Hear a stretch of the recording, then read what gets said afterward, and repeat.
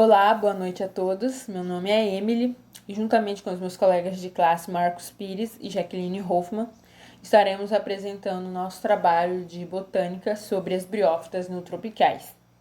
Falaremos sobre suas características, os principais representantes e a sua importância econômica e ecológica.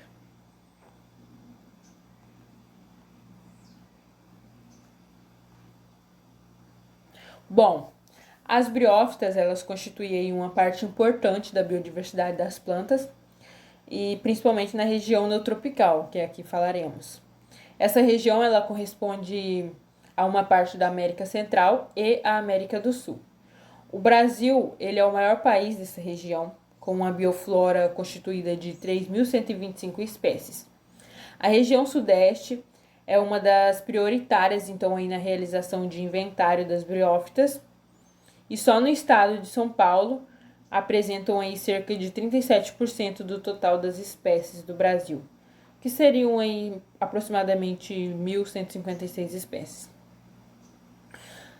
Em florestas tropicais, normalmente a gente se espera encontrar mais briófitas, né? Em florestas tropicais úmidas, mais nesses lugares do que em qualquer outro ecossistema do planeta. E existem diferentes tipos de florestas tropicais úmidas, né? Como os manguezais, as restingas e também a Mata Atlântica. Bom, as características das briófitas, elas são bem peculiares. Elas são um grupo de transição entre o ambiente aquático e terrestre, também aí descendente das algas. São plantas acifónogas, porque elas não possuem pólen, não possuem tubo polímero. São plantas avasculares, porque elas não têm, então, aí vasos condutores de xilema e fluema. E isso é um dos principais fatores, né, que influencia o tamanho delas. Porque tudo nelas ocorre, então, aí por difusão célula a célula, ou seja, uma célula captura água e os nutrientes e utiliza aquilo que ela precisa e o restante ela passa para outra. Então, se fosse uma planta muito grande, haveria muitos problemas, porque aí não, às vezes a água e os nutrientes acabariam antes de chegar na última célula e tal. Então, por isso são plantas de pequeno porte, porque elas não têm aí os vasos condutores. Porém, elas possuem aí células condutores, né, que é a androma e a leptoma. Como eu já falei, são plantas de pequeno porte, folhosas ou talosas e hidroindependente. Por quê? Porque elas precisam da água para que ocorra então a fecundação, né? Para o gameta masculino conseguir chegar no gameta feminino, ele necessita da água para fazer isso e acontecer a fecundação. São plantas criptógamas, assim como as pteridófitas, e, diferentemente das angiosperma e gimnosperma, que tem a fruta e a semente. O habitat natural delas são lugares naturais, lugares úmidos, né? E sombreados. Úmidos porque são plantas que necessitam da água para que ocorra a fecundação, e sombreados porque elas não têm epidermo. Lembrando que as briófitas elas podem ser encontradas em lugares muito distintos, como no deserto, então, mas são assim exceções.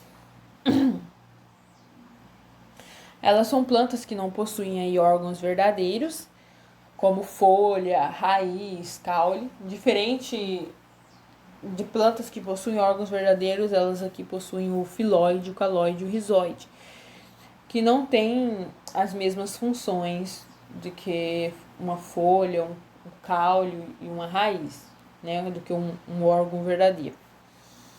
E a raiz aqui, por exemplo, ela tem mais uma função de sustentação, né, uma função estrutural, mais isso do que de absorção, porque a briófita em si, né, a briófita inteira, tanto a parte de filóide, caloide e rizoide, ela é responsável pela absorção, não somente a rizoide, mas toda a planta em si.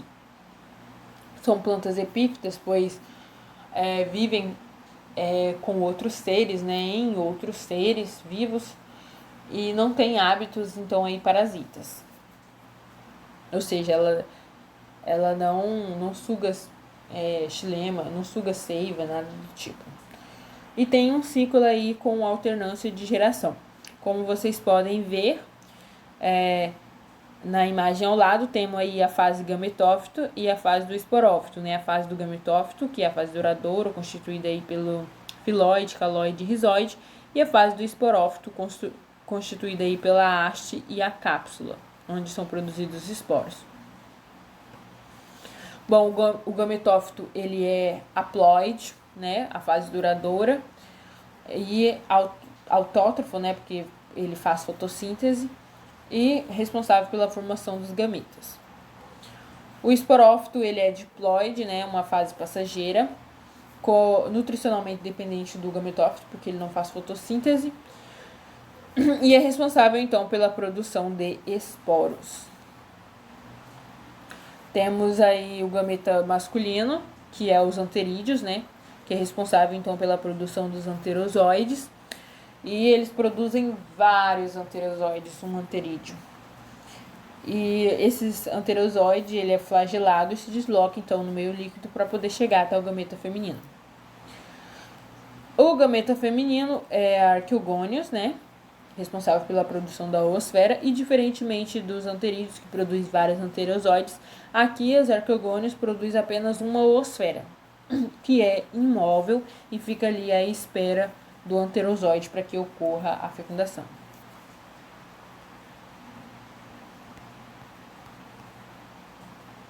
Bom, vou falar um pouco também sobre suas características de reprodução, que pode ser sexuada, né, com gemulação, né, que ocorre aí através de propágulos, que dá origem a uma nova briófita, ou por fragmentação ou propagação vegetativa, que é quando quebra ali um pedaço da briófita e cai no meio e surge então ali uma nova briófita, porém essa não tem uma variabilidade genética.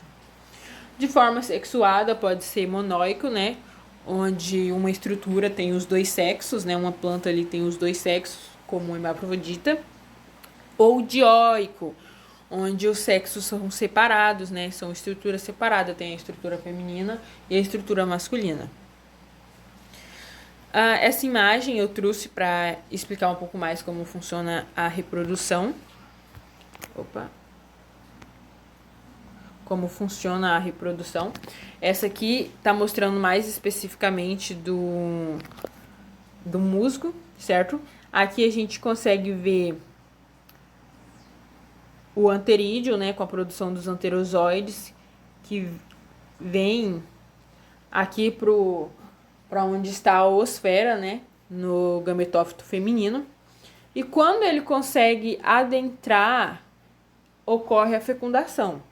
E ali em cima do gametófito feminino, então, surgirá o esporófito, né? Que através de várias meioses produzirá aí o esporo, né? Várias meioses que ocorrem lá na cápsula, irá produzir aí e formar, né, os esporos. E quando maduros esses esporos, eles soltam. Quando madura essa cápsula, né, solta os esporos que caem no meio e formam aí uma nova briófita, dá origem aí a uma nova briófita. E é isso, eu espero que vocês tenham entendido.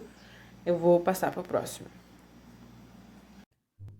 Olá, eu sou a Jaqueline, vou dar continuação à apresentação sobre as briófitas neurotropicais, os principais representantes aqui no Brasil. Essas briófitas pertencem a 3 filos atuais, né? As hepáticas, os anthoceros e os musgos.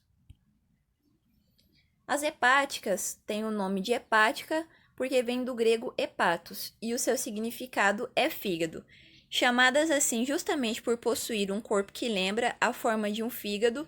São as plantas mais simples, sendo que elas não apresentam estômatos e nem células condutoras especializadas. O seu crescimento é deitado no solo e são pequenas, geralmente de 2 a 20 milímetros de largura, com menos de 10 centímetros de comprimento. Certas espécies podem cobrir grandes manchas de solo, rochas, árvores ou qualquer outro substrato razoavelmente firme em que ocorrem. Elas são distribuídas globalmente em quase todos os habitats disponíveis, na maioria das vezes em locais úmidos, embora existam hepáticas do deserto e espécies árticas também. O termo hepático deve-se à forma do fígado por causa do gametófito. São briófitas, cujo gametófito tem a forma de fígado e são caracterizadas em ambientes terrestres, úmidos e sombreados. O gênero mais conhecido é a Marchatia. Principais representantes das hepatófitas. Aqui a gente pode observar a Ricárdia. Ela é bastante utilizada para enfeites de aquário, né? Da família das Aneuraceae. Temos a Frunália também, da família das Jubulaceae. E essa Calipogeia, da família das Calipogeaceae. Elas são representantes brasileiras. Os musgos. Elas são plantas eretas e apresentam células condutoras e estômatos. Entre os musgos, há plantas só masculina e só femininas, não distinguíveis, que se proliferam em grande número, lado a lado, forrando o solo úmido das florestas, em barrancos e até cascas de árvores. O seu aspecto é de um delicado tapete verde, em pequena espessura. A fecundação ocorre quando a água das chuvas cai sobre a planta masculina e lança para o ar gotículas de água com os gametas masculinos, que caem sobre a ponta das plantas femininas. Em cada planta feminina, basta um zigoto para produzir um longo filamento que tem na ponta uma grande cápsula ovalada. Com a abertura dessa cápsula, milhares de esporos caem no solo e germinam, dando origem a novas plantas. Existem cerca de 7 subclasses de musgos. Constituem a maior classe dos musgos, que contém 95% de todas as espécies do mundo. A classe que representa as briófitas apresentam o corpo dividido em 3 regiões específicas: rizoide, cauloide e filoide. Aqui temos alguns representantes das briófitas, né? São o Brion, a Calimperes e entre outras aí que eu não estou conseguindo pronunciar. Os antóceros ou antosserófitas, elas têm um nome que se refere a estruturas em forma de chifre alongado e possuem de 100 espécies descritas. Podem ser encontradas em todo o mundo, embora elas tendam a crescer apenas em lugares que são úmidos ou molhados, e algumas espécies crescem em números grandes como pequenas ervas daninhas no solo de jardins e campos de cultivo. Sua principal representante tropical e subtropical deste grupo é chamada de dendróceros e pode ser encontrada crescendo no tronco de árvores. Embora tenham células especializadas para a condução, apresentam estômatos. São briófitas que crescem em lugares úmidos, sombreados. O seu gametófito é folhoso, arredondado e multilobado. Ela mede de cerca de 2 centímetros e fica presa a substrato por rizoides. Aqui temos alguns representantes dos antóceros, né? Essa Anthocerotaceae, e entre essas outras aí que eu também não vou pronunciar. Vale ressaltar que como essas plantas não têm vasos condutores, o transporte de água é muito lento, ocorrendo por meio da difusão celular. Esse é o fim da minha apresentação. Obrigada a todos pela atenção. As briófitas neotrópicas e sua importância ecológica. As colônias de briófitas são importantes ecologicamente, pois auxiliam na manutenção e controle da erosão e na manutenção do balanço hídrico do solo, além de proporcionar biomassa para o solo e contribuir com o ciclo carbono e nitrogênio. Também serve de reservatório de água e nutrientes, tornando um importante substrato no processo de sucessão, regeneração e germinação das sementes das plantas vasculares, além de fornecer abrigo à microfauna, especialmente antrópodes. Um exemplo dessa importância ecológica é o gênero Sphagnum, que forma a turfa, funcionando como adubo na melhoria do solo, e quando seco e moído pode ser utilizado como combustível. Essa turfa da Sphagnum é utilizada para absorver e encapsular hidrocarbonetos, sendo um dos mais avançados produtos do mundo para prevenir e combater derramamento de derivados do petróleo e similares. Algumas espécies de briófitas associam-se a cianobactérias. Isso possibilita um aumento na fixação de nitrogênio. Pelo fato das briófitas serem perenes, são importantes indicadoras ambientais, como bioindicadoras, atuando como indicadores paleoecológicos, fornecendo dados sobre o ambiente e a vegetação do passado. Elas regulam o solo e influenciam na distribuição e abundância da flora e da fauna. As briófitas são usadas em diversas pesquisas. Um exemplo é sua contribuição no biomonitoramento ambiental, como indicadora de poluição na atmosfera. A espécie Bryum angeteum auxilia na detecção de poluição, já que ocorre em zonas de poluição média a elevada, sendo pouco frequente em zonas não ou pouco poluídas, como centros urbanos. As atividades biológicas das briófitas e a importância econômica. Diversos estudos apontam que as briófitas possuem atividades biológicas, como antifúngicas, citotóxicas, antioxidante, anti-inflamatórias, carcinogênicas, cardiotônicas, como aumento do fluxo sanguíneo coronário, inibição enzimática, antimicrobiana, antifúngica, antibacteriana, antiviral e alopática, inibindo o crescimento de raízes e folhas em alguns cultivares, como o arroz, que inibe o crescimento de outras plantas vasculares, promovendo a germinação das sementes. O uso das briófitas como plantas medicinais é conhecida desde os tempos antigos por diferentes grupos étnicos, sendo utilizadas para a cura de feridas, como hematomas, queimaduras e efeitos bactericidas. Um dado interessante foi o uso na Segunda Guerra Mundial do gênero Sphagnum como algodão antisséptico.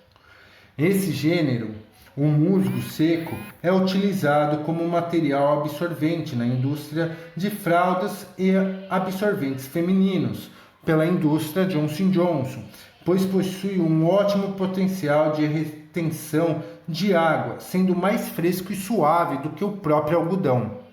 Podemos destacar a Polytrichum comune, o musgão, que há 153 registros de ocorrência no Brasil, principalmente no centro-oeste e sudeste, que reduz inflamações e febre. A Polytrichum juniperarium, que ocorre na região costeira, usada para tratamento de doenças urinárias e da próstata. Além do uso medicinal, as briófitas são usadas na floricultura como plantas ornamentais, arranjo florístico, jardinagem e como substrato para os mesmos. Existem dados do uso das briófitas na fabricação de uísque como agente de sabor. Na agricultura, algumas espécies que influenciam as neotrópicas são muito pesquisadas no exterior e utilizadas no processo de transgenia de cultivares. No Brasil, existem poucas pesquisas utilizando esse vegetal. Muitos ensaios com briófitas neotrópicas são realizados por pesquisadores no exterior, já que no Brasil não existe incentivo à pesquisa. Outros usos interessantes e economicamente viáveis. Ela também pode ser utilizada como material de enchimento e acondicionamento, como cama e travesseiro. Isso daí são utilizados os gêneros Sphagnum, Plagionium, Tuidium, Hypnum e Leucombrium. Na horticultura e jardinagem são utilizados muitos gêneros como Ceratodon, Funaria, Bryum e Ficcidens, como aditivos do solo, aeração e retenção de umidade, germinação de sementes, para transporte de mudas e em vasos de bonsais, como estabilizante do solo e retenção de umidade.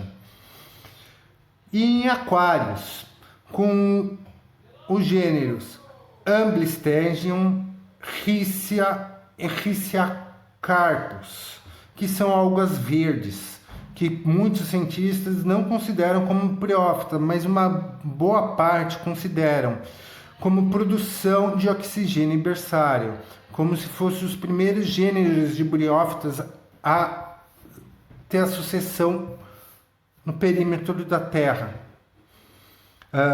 E como procedimentos cirúrgicos, como propriedade absorvente, como combustível, como turfa, e no tratamento de água, em uso em filtros.